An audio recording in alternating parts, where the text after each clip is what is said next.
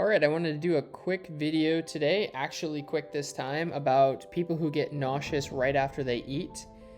What I'm typically thinking and how we address that in the office. While it's not always the chief complaint of somebody that comes in, it does lend some good information on where the breakdown is along the digestive process. So any symptom that happens right after you eat has to be part of the upper GI tract. So that's, you're thinking either stomach or gallbladder or both. Typically nausea after eating is accompanied with, and if it is accompanied with these symptoms, you are thinking even more so potentially a gallbladder issue. Belching after a meal, feeling real heavy after a meal. Constipation is a very common gallbladder issue. And again, these are functional over gallbladder issues. We're not talking about having gallbladder pain or any of those kind of emergency issues. But how do we address a gallbladder issue?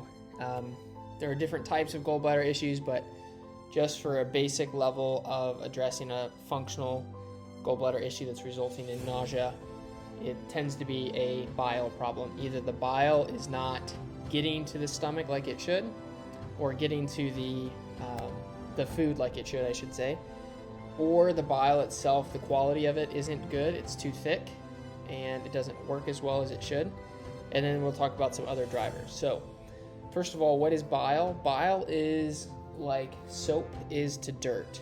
So it, just like soap breaks dirt into smaller pieces so that you can clean something better, the gallbladder releases bile so that you can break fat up into smaller pieces so that your body can break it down more easily and tolerate fat better. So eating especially a heavy meal in fat will make somebody nauseous who is not producing a healthy level or quality of bile.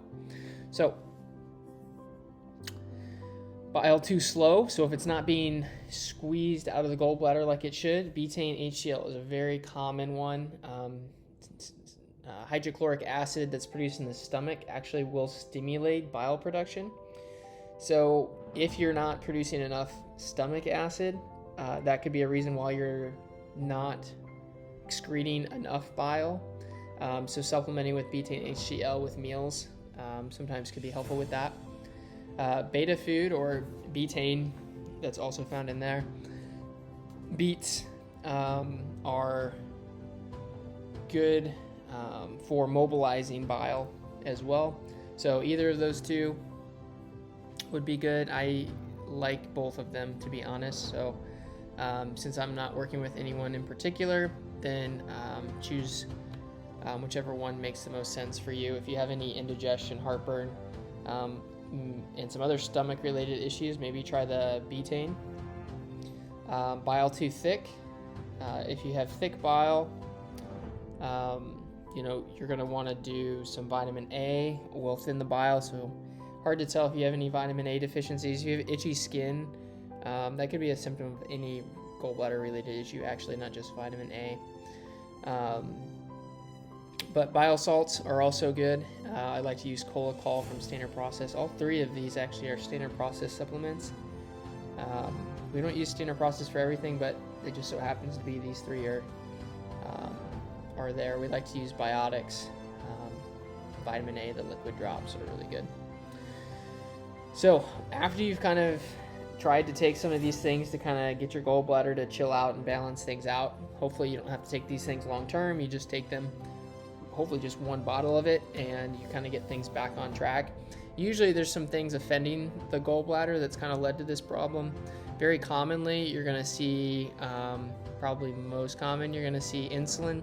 So somebody who has a high sugar diet, if you're diabetic, if you have trouble losing weight, if you are in that category, resolving this insulin issue actually may be predisposing you to having a gallbladder issue. So if you were working in our office working on addressing these issues, we would definitely be looking at this.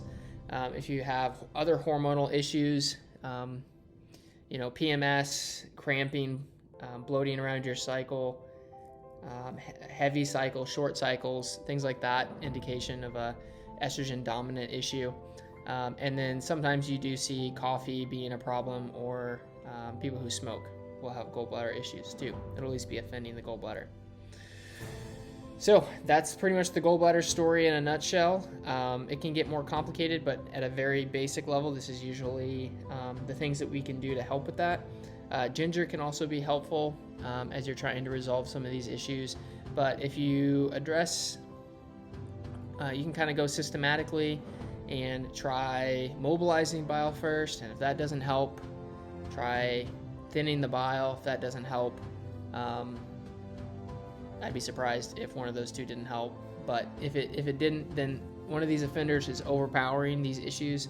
So you need to work on your blood sugar and balancing out these hormones. I have plenty of videos on both of those things, so check those out. If you have any questions, leave a comment below. Any suggestions on future videos, like, subscribe, and stay tuned for future content. Thanks.